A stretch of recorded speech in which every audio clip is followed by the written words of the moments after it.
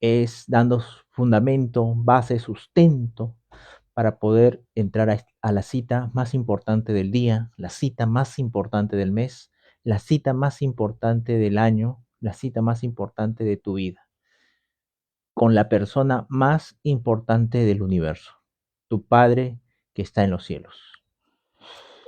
Esta cita Jesucristo la ganó, ¿no? Y lo podemos encontrar en Mateo 6, 6. ¿Cómo estás, Jesús el victorioso? Ten buenas noches. ¿Cómo te encuentras hoy día? Vamos a ver si Jesús el victorioso puede hablar.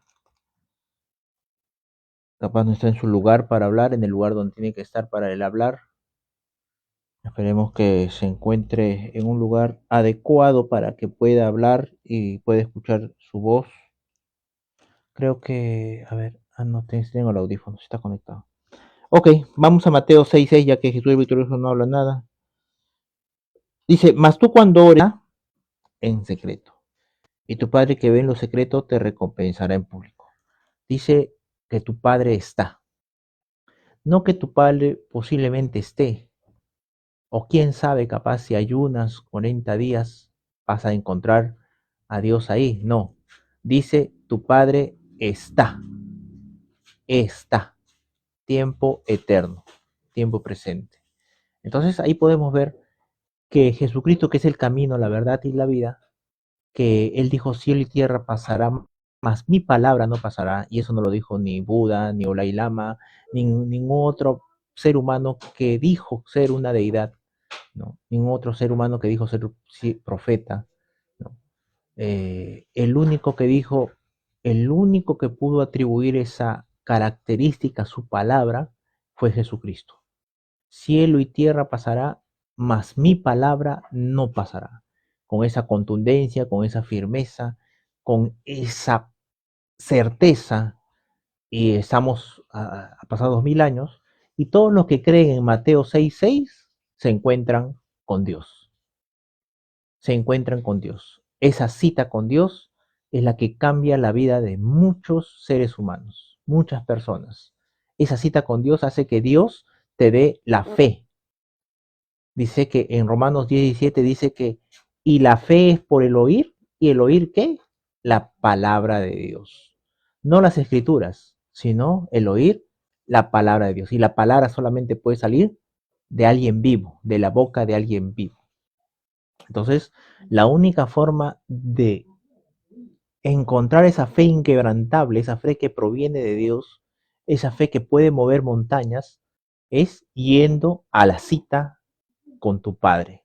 Mateo 6:6. Mas tú cuando ores, cuando quieras hablar, cuando quieras eh, escuchar a Dios, anda a tu cuarto, anda a tu aposento, a tu cuarto, a tu lugar de reposo, y cerrada la puerta, ora a tu Padre, habla, conversa con tu papá, y tu papá que está, no dice que posiblemente esté, dice que está en secreto.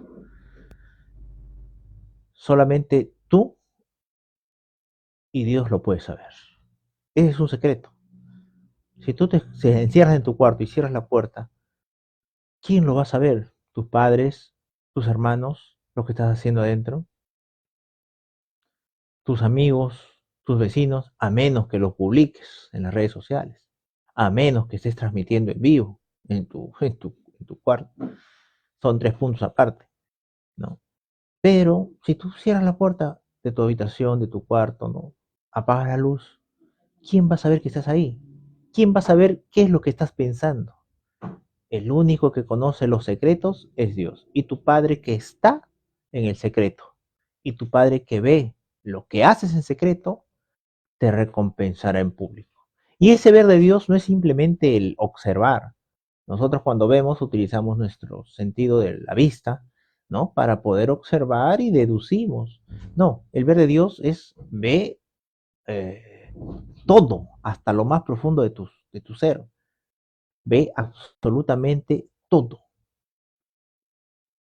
Lo que vas a decir, lo que ya dijiste, antes que salga la palabra de tu boca, Él ya lo sabe.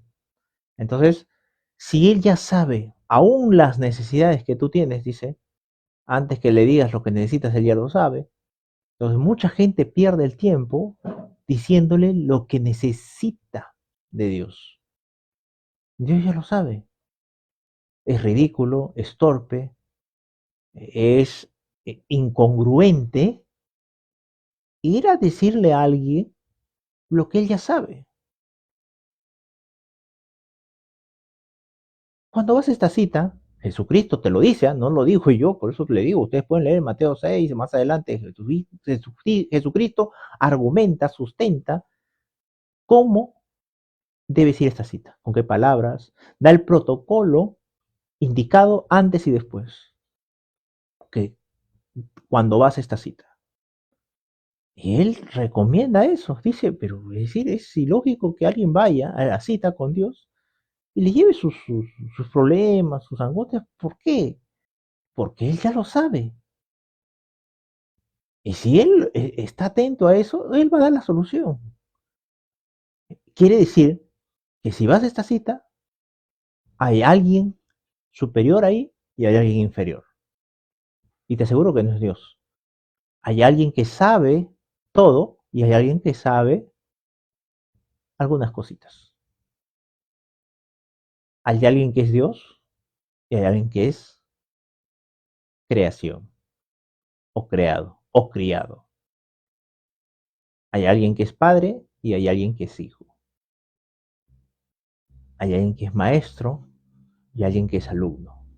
Entonces, esa gran diferencia hace que Jesucristo te dé esos protocolos, ¿ah? No lo estoy inventando yo, lo puedo argumentar. Jesucristo lo argumenta claramente ahí. Entonces, ese protocolo lo podemos ver en las escrituras. Ahora, para seguir argumentando y para seguir diciendo, para seguir sustentando, poniendo bases, como le digo, esta es la base, el sustento para entrar a esa cita, es la motivación, es impulsarnos, es llenarnos, es prepararnos, ¿no? Para esta cita tan importante de Mateo 6. Esta no es la cita, sino cita con Dios es simplemente un programa para prepararnos, es la pre de esta cita. Te, te capacitamos, el Espíritu Santo nos capacita, nos motiva para poder entrar a esta cita correctamente. Vámonos a Génesis. Jesús el Victorioso, dime, ¿alguna pregunta, alguna interrogante hasta aquí? Ninguna, mi estimado. Todo muy bueno. Estoy prestando atención con mis cinco sentidos. Oye, listo. Espero que no se queden desconectados. Yo sé que está usted cansadita, pero hay que darle un poquito más. A ver, vámonos a Génesis 21, 21, 22. Todos conocen la historia de Abraham y a muchos les parece algo absurdo. Dicen, pero ¿cómo Dios le va a pedir a su hijo que lo sacrifique? Es algo incongruente. Y mucho de la gente, yo les voy a decir, es decir, tienen razón si no entienden el contexto. Por supuesto que tienen razón. Es algo incongruente, es algo insensible, es algo monstruoso que alguien o que una deidad te pida sacrificar a tu hijo. Por supuesto que sí. Solamente el hecho de escuchar eso es algo horrible, ¿no? Pero tenemos que ver el carácter de Dios. Cuando alguien no conoce a Dios, lo va a juzgar de esa manera. Cuando alguien no conoce a la persona de Jesucristo, a la persona del Espíritu Santo, no la conoce, que son los mismos, lo va a juzgar de esa manera, porque Dios es el mismo de ayer, de hoy y de siempre. Al hacer eso Dios, Él es Él que en Él no hay sombra de maldad ni iniquidad, no hay sombra, es decir, no hay envidia, no hay celos, no hay contiendas. Es decir, sus motivaciones no son las mismas que las nuestras. Entonces, su carácter no es que en ese día amaneció chupando limón, ¿no? Amaneció capaz con un dolor de estómago, y eso le hizo enojar y hizo vengarse de Abraham. No, no necesita Dios de esas cosas. Entonces muchas veces la gente lo interpreta según su concepto natural y humano. Y estamos hablando del carácter de Dios, que es el mismo carácter de Jesucristo, es el mismo carácter del Espíritu Santo. Ahora, ayer tocamos el tema de la mujer sirofenicia, cómo Jesús le dice, ¿cómo se llama? No es bueno darle la comida a los hijos y a los perrillos. Y explicamos ampliamente el carácter de Jesús, que él no lo había dicho simplemente, no lo había dicho para insultar a la mujer, sino que sus discípulos estaban ahí. Sus discípulos eran los que tenían esos prejuicios y Jesús nos deja ver, nos deja ver, es decir, que esos prejuicios racistas existían, porque hay al pan pan y al vino vino. Y es un prejuicio racista, por supuesto, creerse superior, creerse de una raza superior, por supuesto. Acá algunos piensan que los del César Vallejo son de una raza superior, una raza distinta, ¿no? Y no es así. Entonces, otros piensan porque campeonan, ¿no? La alianza son superiores y apagan la luz cuando alguien le gana. Entonces, esas reacciones muchas veces demuestran, es decir, lo que eran los discípulos de Jesús, personas que tenían el racismo bien entronizado dentro de su corazón. Y al final Jesús demuestra que no era el racista que todos pensábamos, sino Jesús agarra, le dice, hágase conforme a tu fe, mujer. Y terminó la mujer, su hija de la mujer que estaba endemoniada, ¿no? Que era atormentada por un demonio, quedó libre. Era griega, era una mujer griega, no era judía, era griega. Entonces, al final de la historia, Jesús termina por bendecir a esa persona. Ahí vemos el carácter de Dios. ¿Por qué Jesús dijo, no es bueno darle de la comida de los hijos a los perrillos?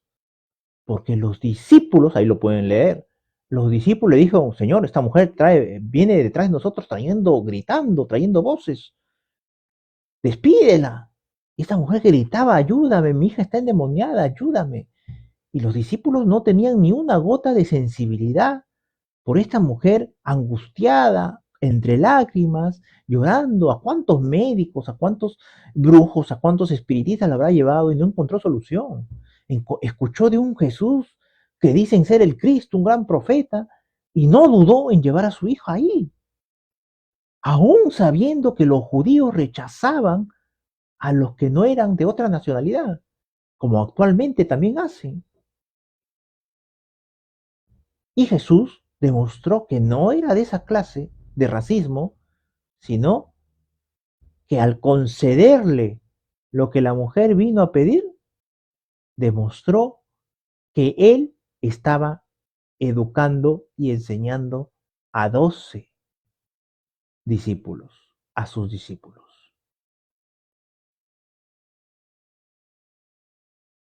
Aún así, después que viene el Espíritu Santo, cae el Pentecostés, en Hechos de los Apóstoles, Pedro, Dios le hace bajar una sábana del cielo, le dice, con todos los animales, con todas las bestias, los animales, le dice, ¿no? Pedro, mate y come, Señor, nada inmundo nunca ha entrado a mi boca. Tú no digas común o inmundo a lo que yo he bendecido. Y 3 veces se repitió. Y luego cuando se levantó, meditaba en la visión. Y de pronto el Espíritu Santo le tocan la puerta y el Espíritu Santo le dice a Pedro, con las personas que vienen, ve y no dudes. Era tan fuerte el racismo que aun cuando llegó el Espíritu Santo, ellos también tenían ese concepto y no salían de Jerusalén. Y Jesús que les había dicho, ir por todo el mundo. Entonces, el racismo que fueron ellos educados, olían racismo, desde el vientre de su madre, sus padres, en los días de reposo, en las calles, cuando iban al mercado, veían cómo la gente, es decir, con argumentos bíblicos, dice, no te contaminarás con un extranjero pecador, fornicario, adúltero, que no cumple la Torá. Y ese era el argumento para poder sustentar una interpretación que no venía de parte de Dios. A ver, Jesús el victorioso, ¿estás ahí? ¿Todo tranquilo, todo bien? ¿O ya estás en los brazos de Morfeo? Ya está durmiendo, capaz, Jesús el victorioso. Parece que sí. Parece que Jesús el victorioso ya está en sus sacrosantos aposentos. Pero vamos al tema que hoy nos tocó en Génesis 22. Y dice, y cuando llegaron al lugar, le habían dicho, edificó ahí Abraham un altar y compuso la leña y ató a Isaac su hijo, y lo puso en el altar sobre la leña. Y extendió Abraham su mano y tomó el cuchillo para degollar a su hijo. Ahora, todos los que somos, cuando no teníamos hijos, o cuando no teníamos, ¿cómo se llama? Es decir, cuando éramos solteros, este versículo nos sale simplemente a algo, bueno, una historia. Pero cuando tú tienes tus hijos, ahí es otra cosa. Ahí cobra otro sentido este versículo. ¿Qué le motivaría a un padre a alzar el cuchillo contra su propia sangre? ¿Qué es lo que le motivaría? Capaz si dice, no, levanta tu cuchillo y sacrifica a tu suegra. Capaz muchos inmediatamente ni siquiera irían a un altar hasta un monte, sino inmediatamente darían el cargo. Señor, yo no espero, dirían. Pero no, acá le está diciendo a su propio hijo. Los que tienen hijos saben cómo les cuesta esas noches, capaz de fiebre, esos días en los que capaz un accidente uno sale corriendo de emergencia, que lo atiendan, esos primeros pasos, esas primeras palabras, esas primeras gestos que hace al copiarte, esas expresiones que tiene su rostro, esos pequeños besitos que te dan los cachetes, esos tiernos abrazos tan puros, tan llenos esa mirada que se parece a tu padre, a tu abuelo, se parece a ti cuando eras pequeño. Es decir, alzar un cuchillo, ¿qué tenía que pasar por la mente de un padre para llegar a ese extremo? ¿Qué es lo que tendría que pasar por la mente de un ser humano, de un padre de familia, para llegar al extremo de levantar el cuchillo para sacrificar a su propio hijo? Tendría que estar bajo una gran presión, bajo psicológicamente, algunos psicólogos me van a poder entender, tendrían que estar bajo una gran presión emocional, psicológica, bajo un terror abrumador que desconecte a esa persona de sus sentidos más básicos, de sus emociones más profundas. Hay gente que dice, oh no, que esto, pero cuando hay una, es decir, cuando hay una situación extrema, ahí se ven las personas, ahí se ve el corazón de la gente, en circunstancias extremas, cuando estás al borde de la muerte, cuando estás en una situación definitiva, ahí se ven lo que hay realmente, si es valiente, si es corajudo, si es una persona que realmente se compromete con lo que dice, o simplemente en el momento más álgido, en el momento más candente de la situación, se quiebra, retrocede, se pone esquivo, da pasos de miedo, de terror. ¿Ah? Alguno puede decir, un temblor no pasa nada, un temblorcito. Pero cuando se comienza a mover la tierra es el primero que sale corriendo. Ah, esa es la realidad. Entonces, ¿qué es lo que conlleva a un padre, a un hombre, padre de familia, a levantar el cuchillo contra su propio hijo de 8 años? Es decir, ya había tenido toda una experiencia de vida. Ya había tenido muchas experiencias, capaz caídas, muchas historias de vida, como todos los padres tienen con sus pequeños. Anécdotas, cosas que te hacen reír, que te hacen carcajear, situaciones que te hacen a muchas veces botar una lágrima de alegría, ¿no? Entonces, esa presión psicológica, ese caos mental, ese terror profundo que lo lleva este padre a levantar el cuchillo, es demostrado por lo que dice a continuación. Entonces el ángel de Jehová le dio voces desde el cielo y dijo, Abraham, Abraham. Y él respondió, heme aquí. Y dijo, no extiendas tu mano sobre el muchacho, ni le hagas nada, porque ya conozco que temes a Dios. Esa es la palabra clave. Abraham temía a Dios, tenía un terror profundo a Dios. Solamente un padre podría atentar contra su propia familia, contra sus propios hijos, cuando está expuesto a un terror profundo, un terror que le nubla los sentidos, las emociones. Debe tener alguna palabra específica en psicología, ¿no? Y debe haber casos, ¿no?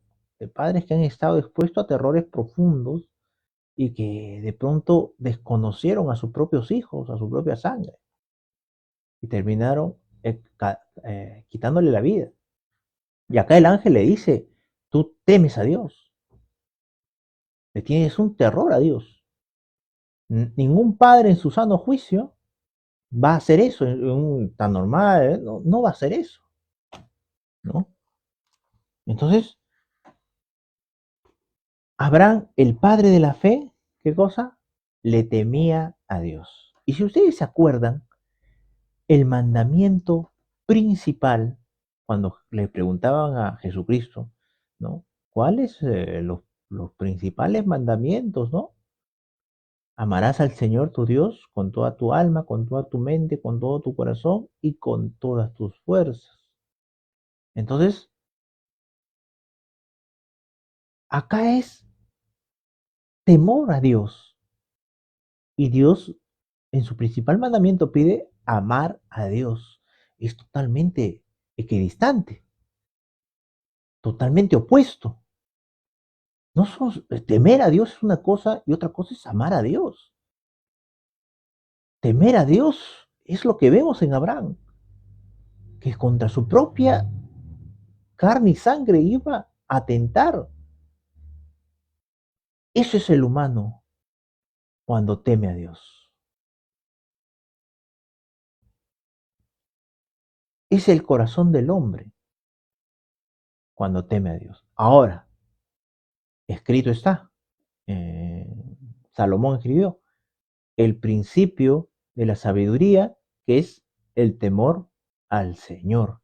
Es el principio, pero no es el final. ¿Cuántos hemos conocido a Cristo? Capaz por una enfermedad, por un accidente, por algún familiar que estuvo al borde de la muerte o por una situación adversa que nosotros consideramos no hay solución y nos acercamos a Dios y lo conocimos a Él. No fue un amor platónico, que digamos, ¿no? No estaba en mis mejores días y de pronto apareció Él, no. Sino por temor a la muerte, al caos, al dolor. ¿no? Uno conoce a Dios. Entonces, ¿qué sucede acá? Vamos a ver la otra parte. ¿Qué sucede acá en Juan 20:15? Vamos a leer desde el número 9, ¿no? Jesús agarra y se les aparece a 7 de sus discípulos, dice en el 21, ¿no? Después entonces aquel discípulo a quien Jesús amaba dijo a Pedro, es el Señor, ¿no? Había nuevamente multiplicado los peces, ¿no? Echen la red al otro lado, le decía, ¿no? Jesús ya había resucitado en esos periodos de que 40 días que se le aparecía a sus discípulos, se le aparecía una madrugada cuando estaban Pedro, ¿no? Pedro y Juan y Simón, si no me equivoco, los tres pescando. El Señor es el Señor. Simón Pedro, cuando oyó que era el Señor, estamos en Juan 21:7, se ciñó la ropa porque se había despojado de ella y se echó al mar. Se puso la ropa, se puso nuevamente sus prendas sí, sí, y se echó al mar, ¿no?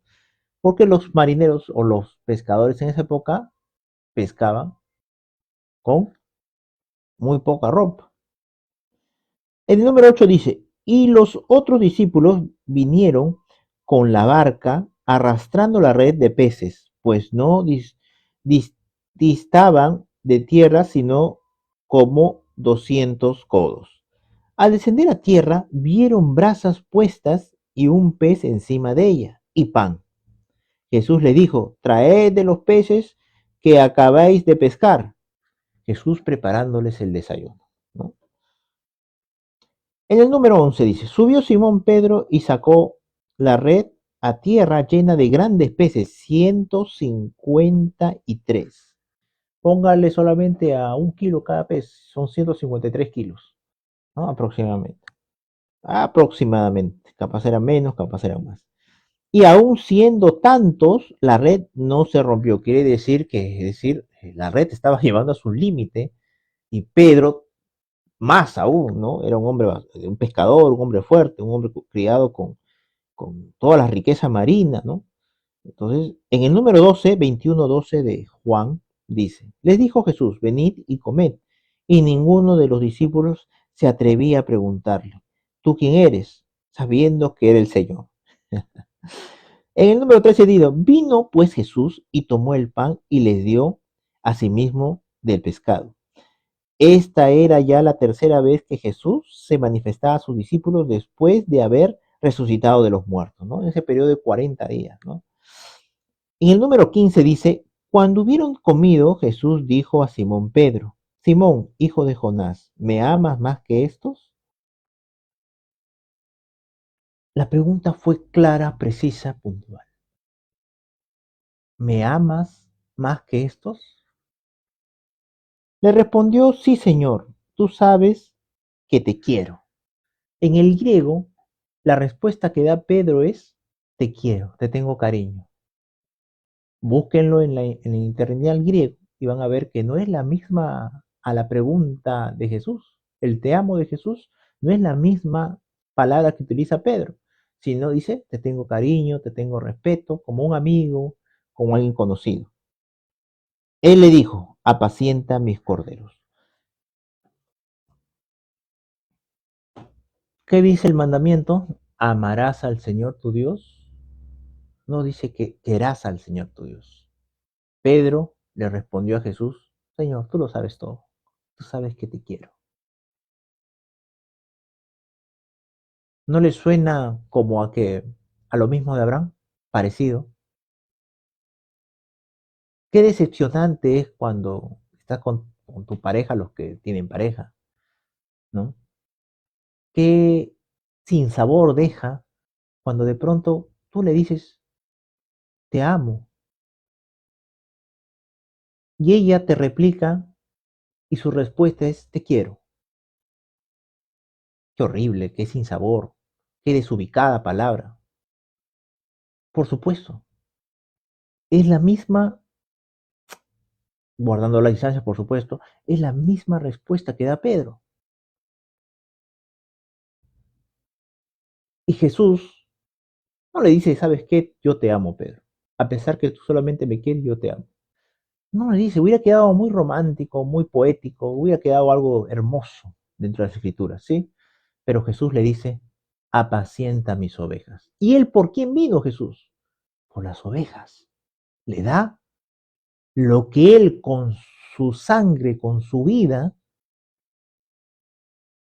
noches de estar con el Padre, noches de intercesión, 40 días en el desierto, lleno del Espíritu Santo, todo lo que tuvo que pasar para rescatar a las ovejas y se las da a Pedro. No, por eso el amor no es palabras, es decir, aparte de palabras, el amor son acciones, son hechos, se demuestra con acciones. La persona que te dice, ay, te amo, y en el momento que le dices, oye, pero vamos a casarnos, y no acepta, no, que esto, no, que el otro, no te ama, así de simple. Así de simple, porque el amor es entrega, como vemos Jesucristo. Jesús se entregó lo más importante. De tal manera amó Dios al mundo que dio a su Hijo. El amor es dar, son acciones. El amor no son palabras, son acciones y Dios lo demuestra. Entonces, Pedro también no puede cumplir el mandamiento que dice, amarás al Señor tu Dios con toda tu alma, con toda tu mente, con todo tu corazón, con toda tu fuerza, con todo tu ser. No lo puede cumplir. ¿Por qué? Porque tuvo que esperar la promesa del Padre. En los postreros días derramaré de mi espíritu sobre toda carne y sobre toda sangre. Antes se derramaba sobre alguna carne y sobre alguna sangre. Y Jesús le dijo, y recibiréis poder cuando venga sobre ustedes el Espíritu Santo. Y es por el Espíritu Santo que decimos al Creador del universo, Abba Padre, Papá. Es por el Espíritu Santo. Esteban, lleno del Espíritu Santo, mientras que era apedreado. Entre ellos estaba Saulo cuidando la ropa de aquellos que le apedreaban, miró los cielos abiertos y dijo, no le tomes en cuenta este pecado. Las mismas palabras de Jesucristo en la cruz, en el madero, cuando dijo, perdónalos porque no saben lo que hacen. Ese es el amor, la entrega. Tenían que ser llenos del Espíritu Santo para poder amar a Dios y amar a su prójimo. Esa es la gran diferencia entre el padre de la fe, Abraham, que le temió a Dios, y un Pedro que amó a Dios. ¿Por qué? Porque estaba lleno del Espíritu Santo. Y esta vez sí, Pedro nunca más volvió a negar a Jesús. Nunca más volvió a negar al Cristo.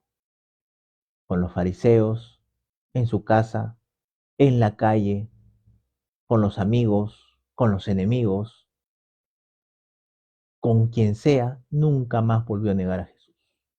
¿Por qué? Porque estaba lleno del Espíritu Santo. Sin el Espíritu Santo no podemos hacer nada. Y usted dirá, ¿cómo puedo ser lleno del Espíritu Santo? Lo más importante aquí es la cita con tu Padre. Porque en la cita con tu Padre tú te eres transformado a la misma imagen y semejanza de Él. En ese momento cuando Pedro recibe esas ovejas, luego recibe la llenura del Espíritu Santo, Pedro es transformado a la misma imagen y semejanza del Padre nuestro que está en los cielos. Por eso es tan importante, Jesús pasaba y enseñaba que esa cita era importantísima.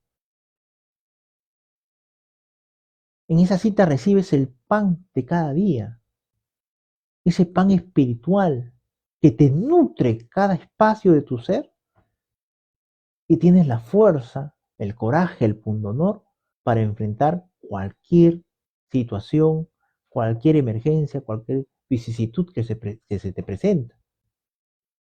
Entonces, por eso dice en Mateo 6:6, Mateo 6:6, mas tú cuando ores, entra en tu aposento, en tu cuarto, en tu habitación, y cerrada la puerta, ora a tu Padre que está.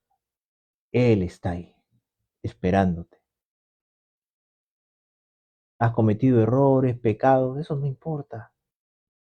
Anda en el nombre de Jesucristo. Tú llevas una carta de invitación con la sangre de Jesús. Acércate a Él confiadamente. Todo lo demás va a ser añadido. Como dice, buscad el reino de Dios y su justicia y lo demás será añadido. El reino de Dios no existe porque son cuatro paredes, son millones de ángeles. No, el reino de Dios existe porque Dios está ahí. Y si Dios está ahí, está su gloria, está Cristo, está el Espíritu Santo. Y serás transformado a la misma imagen y semejanza de Él, como fue en el Génesis. El hombre fue criado a la imagen y semejanza de Él.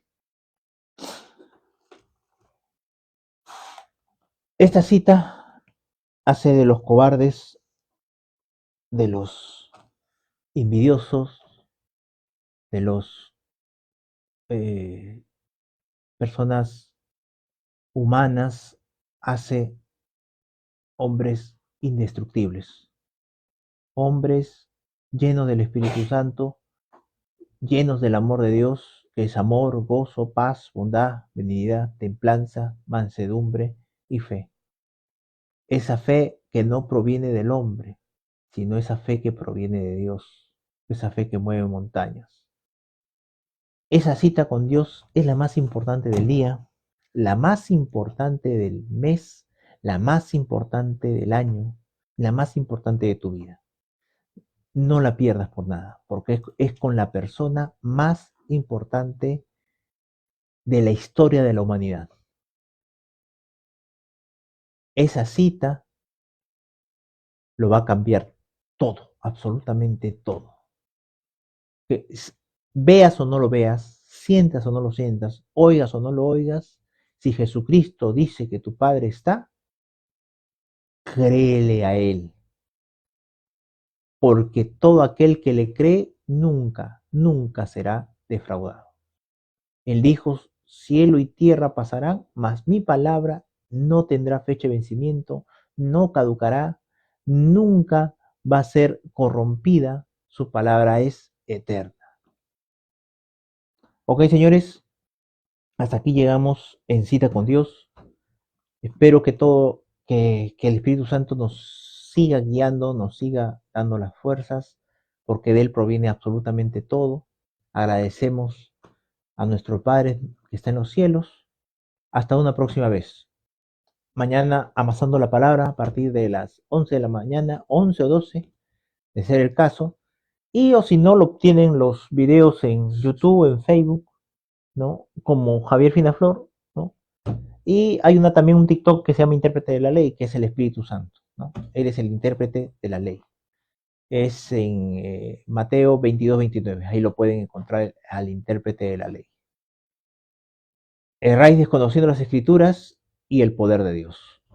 Para tener una interpretación correcta se necesitan dos cosas: conocer las escrituras y el poder de Dios. Y Jesucristo dijo, y recibiréis poder.